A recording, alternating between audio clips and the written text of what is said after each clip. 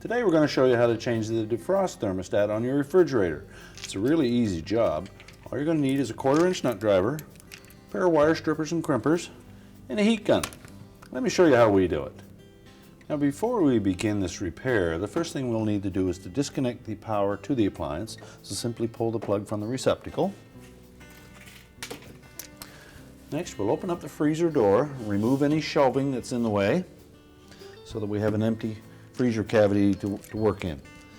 Next we're going to remove 2 1/4-inch hex head screws that secure the evaporator cover to the back wall.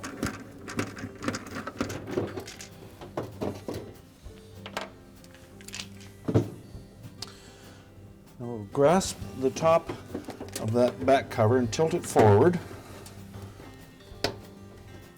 far enough that we can reach easily in over the top and disconnect the harness connector in the top left corner.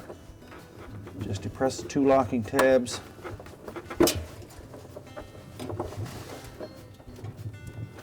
and disconnect that harness. Now we can remove the evaporator cover.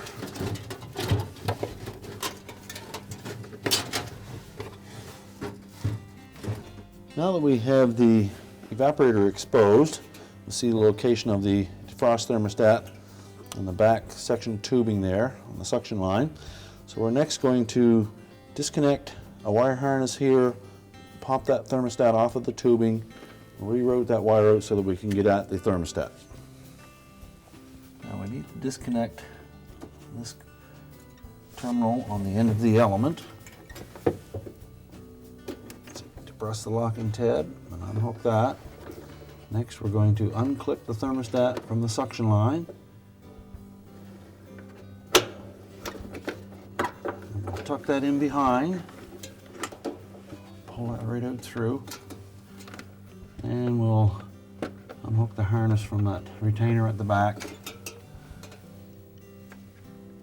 So now we can get this out where we can work on it, because we are going to need to cut this wire that runs to the connector. We'll cut it fairly close to the thermostat. And the lighter blue wire, we'll cut that back far enough and make another connection right about here.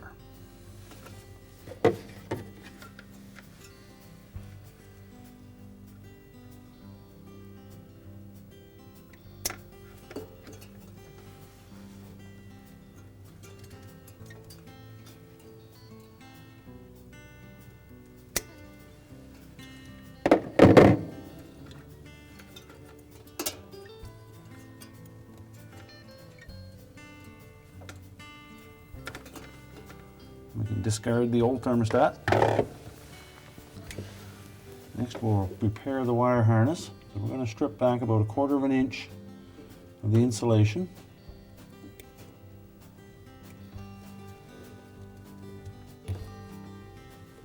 And we'll just twist that wire and make it nice and snug.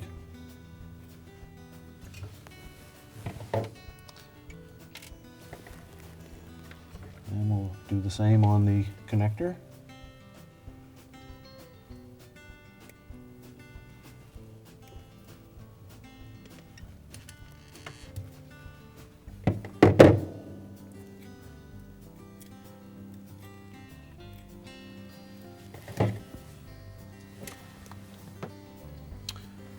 And we'll take the butt splice terminals that came with the kit, and we'll install one on each of those 2 wires. Make sure it's fully inserted in the butt splice connector. Crimp it tight.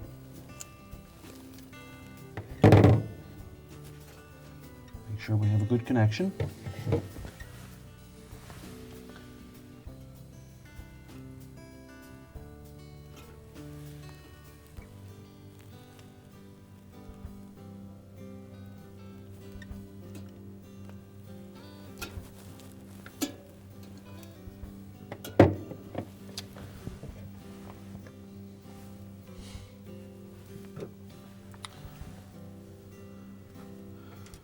Next we'll prepare the thermostat. We need to trim at least 1/4 of an inch of the insulation back on those 2 leads.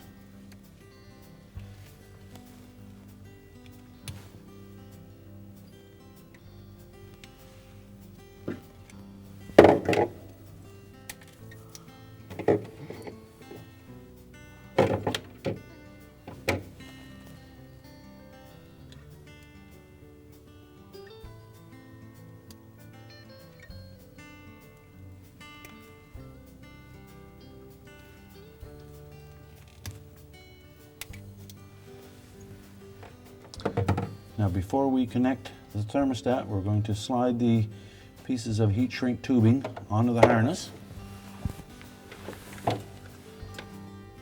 Put one on each of those leads.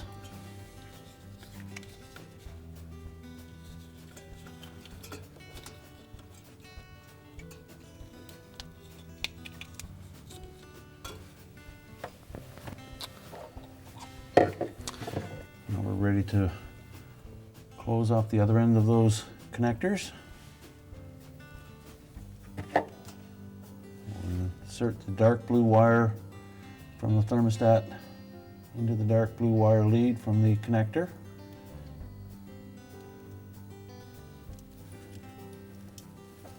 Crimp it nice and tight.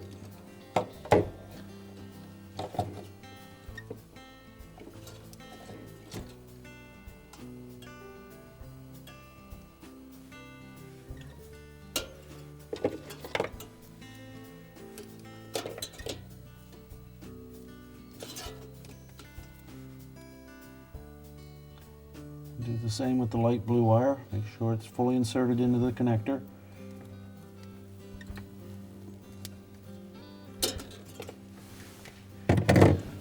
Check our connections, make sure they're good and tight.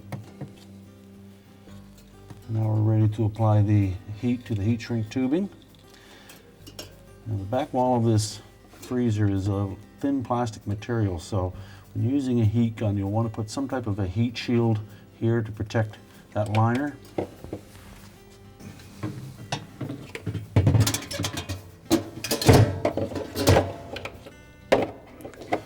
That's going to work all right. Now we'll position the heat shrink tubing over the center of that butt splice connector and apply the heat to it.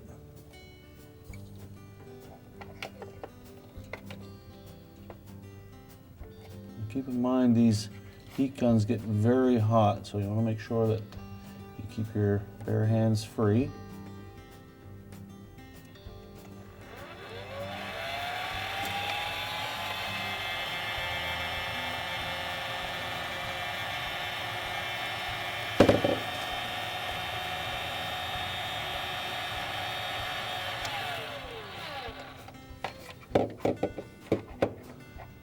May need to rotate that harness to make sure that we get all sides of that heat shrink melted evenly.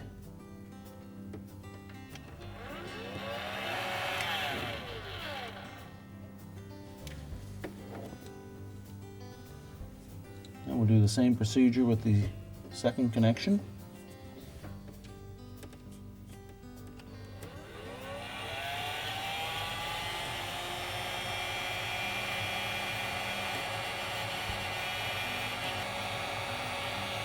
And again, you may need to rotate that harness to ensure that we have all sides melted.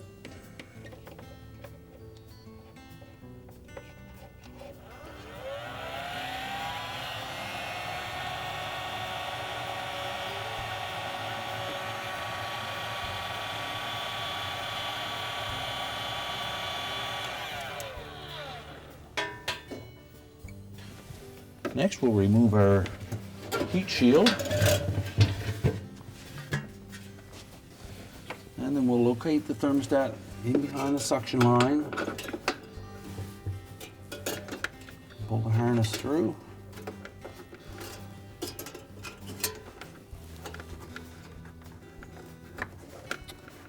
now with the one spring clip on the back of that thermostat, we're going to position that the same spot that the original thermostat was. And take careful not to damage that tubing.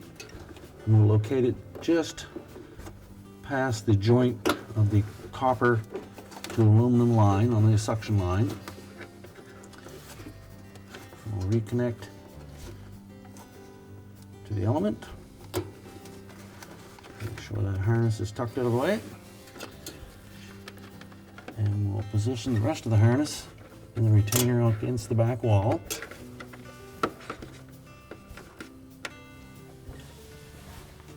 And now we're ready to reinstall the evaporator cover.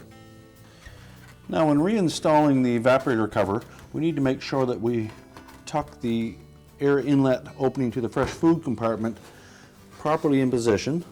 So we'll make sure that fits down into the opening and just get it started in there. Next, we're going to reconnect the wire harness connector. Make sure it locks into place. And we can tilt the cover back up into position. And then reinstall the 2/4 inch screws.